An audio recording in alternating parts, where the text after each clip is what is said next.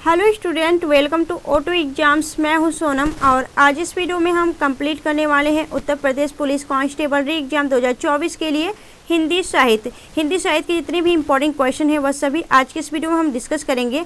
तो आप सबके लिए, जितने भी स्टूडेंट यूपी पुलिस री एग्जाम की तैयारी कर रहे हैं, आप सबके लिए यह आज की क्लास काफ़ी ज़्यादा इंपॉर्टेंट हो जाती है। तो आज के सेशन में आप सभी लोग अपने सोनम मैम के साथ वीडियो के लास्ट तक बने रहिएगा। अगर आपको वीडियो अच्छी लगती है, हेल्पफुल लगती है, तो प्लीज़ वीडियो को लाइक और चैनल सब्सक्राइब जरूर करेगा। चलिए चलते हैं पहले क्वेश्चन की तरफ। पहला क्वेश्चन आपका यहाँ पे दिया गया है, निम्नलिखित में से हिंदी का प्रथम महाकाव्य किसे माना जाता है?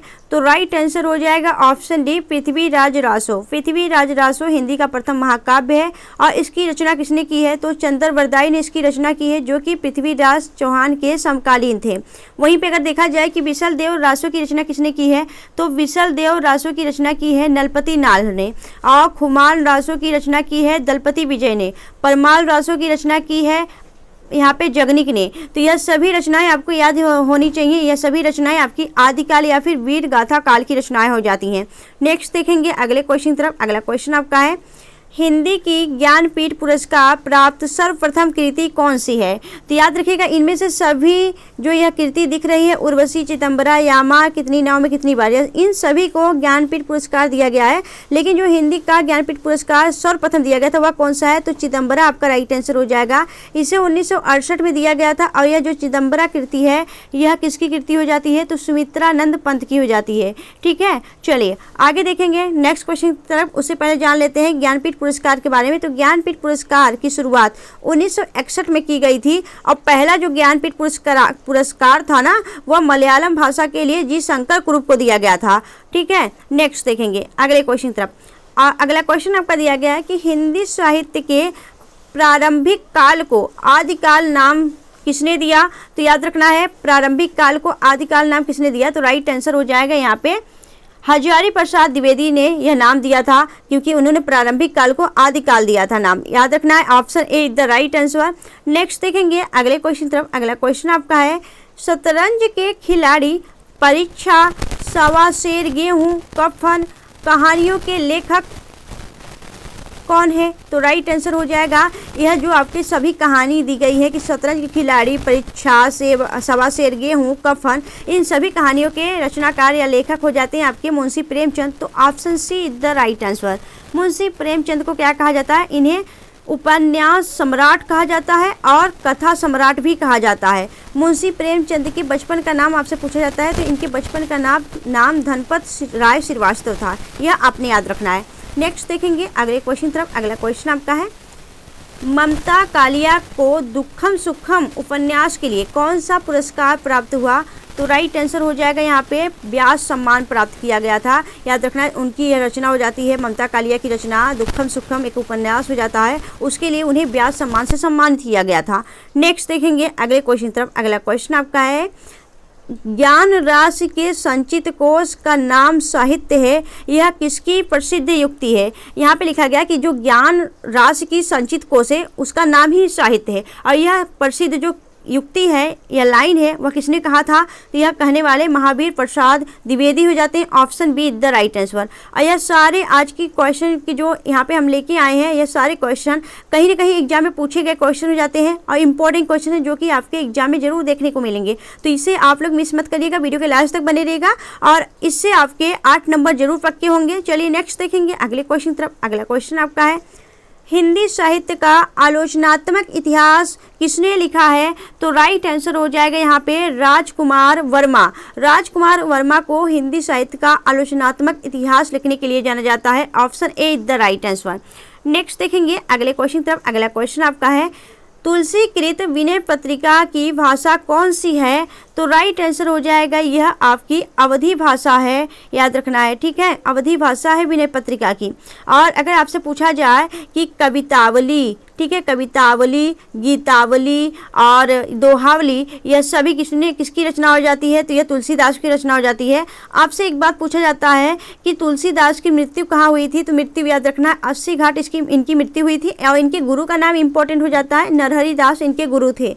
नेक्स्ट देखेंगे अगले क्वेश्चन तरफ। अगला क्वेश्चन आपका यहाँ पे दिया गया है, मंगलेश डबराल को किस कृति पर साहित्य अकादमी पुरस्कार प्राप्त हुआ?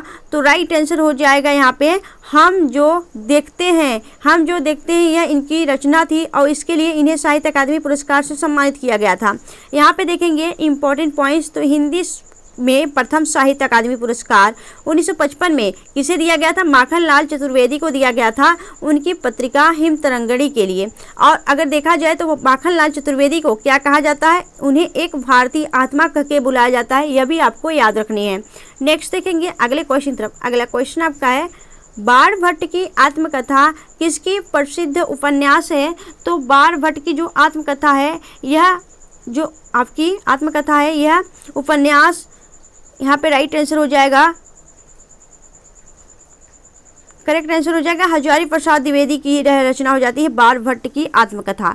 नेक्स्ट देखेंगे अगले क्वेश्चन की तरफ। अगला क्वेश्चन आपका है किस काल को गद्य काल के नाम से भी जाना जाता है? तो याद रखना है आधुनिक काल को गद्य काल के नाम से जाना जाता है, यह आपने याद रखना है। यहाँ पे option C is the right answer, ठीक है। नेक्स्ट देखेंगे अगले क्वेश्चन की तरफ। अगला क्वेश्चन आपका है कि निम्न में से किस ज्ञानपीठ पुरस्कार प्राप्त नहीं है? याद रखना इनमें से ऐसी कौन सी रचना है जिसे ज्ञानपीठ पुरस्कार प्राप्त नहीं है? तो याद रखना यहाँ पे मुंशी प्रेमचंद को ज्ञानपीठ पुरस्कार से नहीं सम्मानित किया गया था, बाकी इन सभी को ज्ञानपीठ पुरस्कार दिए गए हैं इनकी रचनाओं के लिए, ठीक है।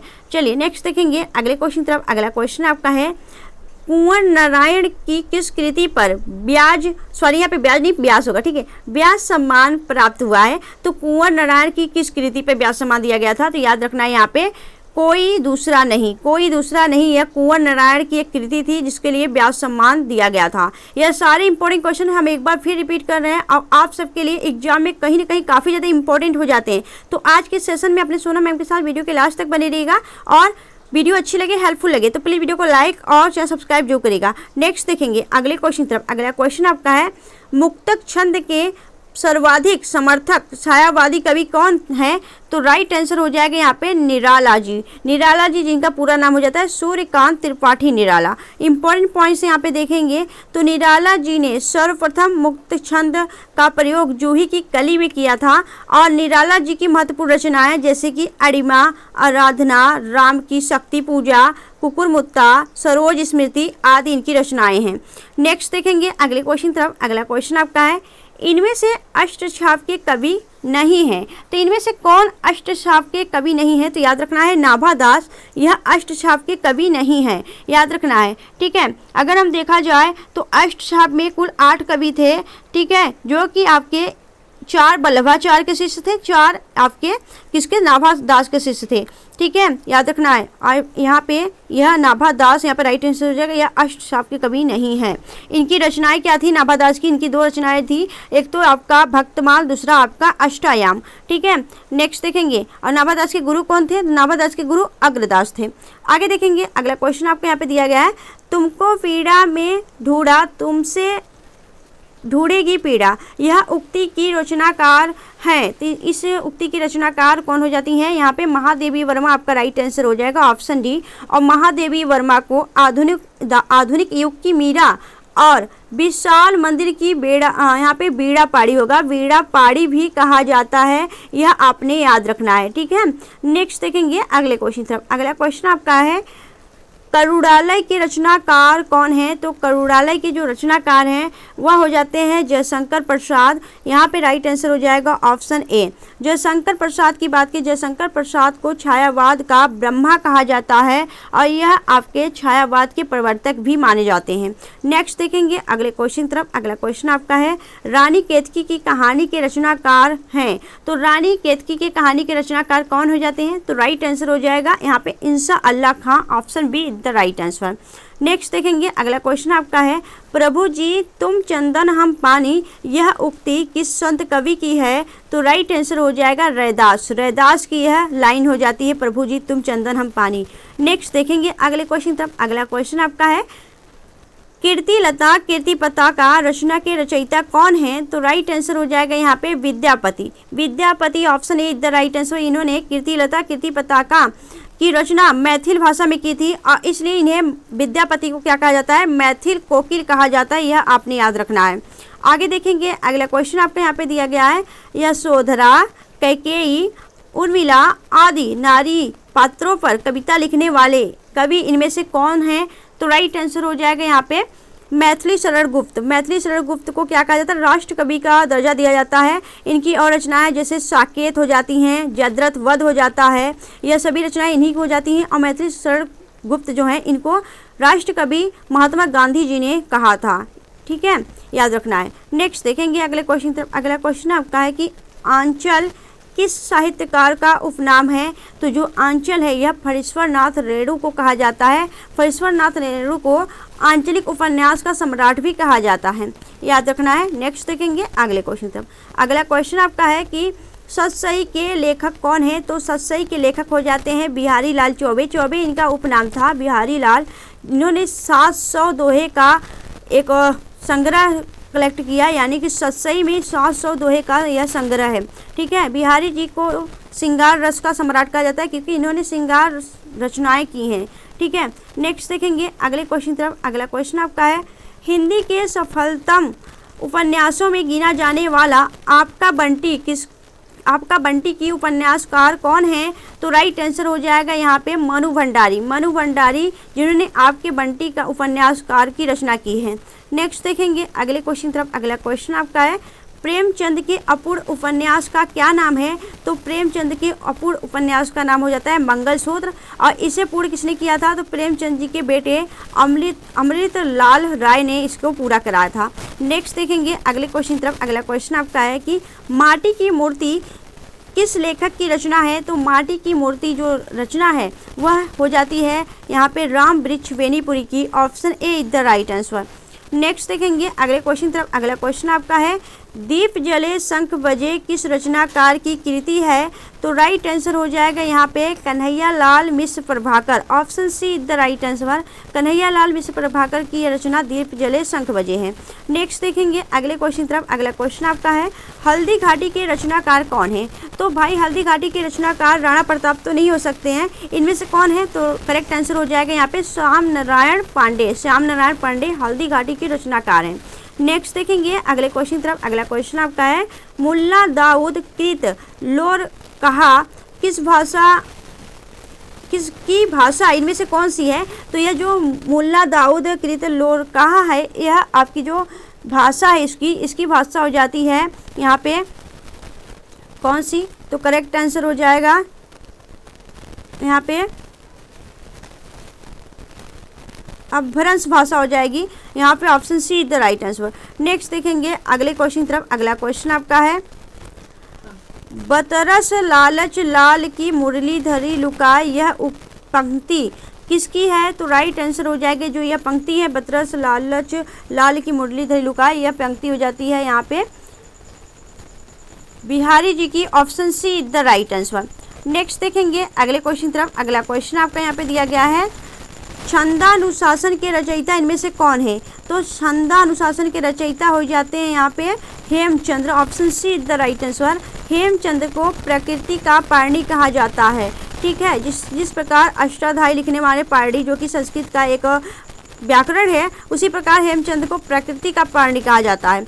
नेक्स्ट देखेंगे अगले क्वेश्चन तरफ। अगला क्वेश्चन आपका है मलबे का मालिक कहानी के रचनाकार कौन है? तो मलबे के मालिक कहानी के रचनाकार हो जाते हैं Mohan Rakesh. Option A is the right answer. Next देखेंगे अगले क्वेश्चन तरफ। अगला क्वेश्चन आपका है यहाँ पे हरिशंकर परछाई जी की किस तरह की साहित्य रचना के लिए जाने जाते हैं? तो जो हरिशंकर परछाई जी थे वह किस तरह की रचना करने के लिए जाने जाते थे? तो याद रखना है यहाँ पे व्यंग रचनाओं के लिए वह जाने जाते थे। Option D is the right answer. Next देखेंगे अगला क्वेश्चन आपका है आनंद कादम्बिनी पत्रिका कहाँ से प्रकाशित होती थी? तो आनंद कादम्बिनी जो पत्रिका थी वह आपके मिर्जापुर से प्रकाशित होती थी। Option A is the right answer. Next देखेंगे अगले क्वेश्चन तरफ। अगला क्वेश्चन आपका है यहाँ पे क ख ग पत्रिका का प्रकाशन कहाँ से होता था? तो क ख ग जो पत्रिका थी वह इलाहाबाद से प्रकाशित होती थी। Option D is the right answer. Next देखेंगे अगला क्वेश्चन आपके यहाँ पे दिया गया है ब्राह्मण पत्रिका के संपादक कौन थे? तो ब्राह्मण पत्रिका के संपादक प्रताप नारायण मिश्र थे। Option A is the right answer. Next question देखेंगे अगला क्वेश्चन आपका है इनमें से देहाती दुनिया उपन्यास के लेखक कौन है? तो देहाती दुनिया उपन्यास के लेखक कौन है? राइट आंसर हो जाएगा यहाँ पे रेणु जी इस रचना किए हैं देहाती दुनिया के। Option see the right answer. Next देखेंगे अगला क्वेश्चन आपको यहाँ पे दिया गया है कि जाहि मन पावन न संचरई रवि ससी नहीं प्रवेश, यह उक्ति किस रचनाकार की है? तो यह हो जाता है आपका सरहप्पा का। Option D the right answer. Sarahapa जो कि इन्होंने दोहा कोश लिखी है। Option D the right answer याद रखना है, सारे इंपॉर्टेंट क्वेश्चन हो जाते हैं। आगे देखेंगे अगला क्वेश्चन आपका है कवि प्रिया किसकी रचना है? तो यह रचना केशव दास की हो जाती है। कवि प्रिया इनकी इंपॉर्टेंट रचनाएं हैं और केशव दास को ही कठिन काव्य का प्रेत भी कहा जाता है। यह आपको याद रखना है कि जिस प्रकार आपसे एग्जाम में पूछ लिया कि कठिन काव्य का प्रेत किसे कहा जाता है, तो आप वहाँ पे टिक लगाएंगे केशव दास को। नेक्स्ट देखेंगे अगला क्वेश्चन आपका दिया गया है अशोक के फूल के रचनाकार कौन है? तो अशोक के फूल के रचनाकार हो जाते हैं यहाँ पे, राइट आंसर हो जाएगा Hazari Prasad Dwivedi. Option D the right answer. Hazari Prasad Dwivedi की और भी रचनाएं हो जाती है जैसे प्रकार की कूटज, आलोक पर्व, चारु चंद्रलेख, अनाम दास का पौधा, यह सभी रचनाएं हजारी प्रसाद द्विवेदी के हैं। तो दोस्तों हमने हिंदी साहित्य के यहाँ पे टोटल कितने क्वेश्चन किए? तो 40 क्वेश्चन किए और यह 40 क्वेश्चन इंपॉर्टेंट क्वेश्चन है और इनसे आपके एग्जाम में जरूर क्वेश्चन पूछे जाएंगे, तो इंपॉर्टेंट है दोस्तों। यह आज की क्लास आपको कैसी लगी आप हमें कमेंट सेक्शन कमेंट के जरूर बताइएगा। अगर आपको वीडियो अच्छी लगी हो, हेल्पफुल लगी हो, तो प्लीज़ वीडियो को लाइक और चैनल सब्सक्राइब जरूर करिएगा।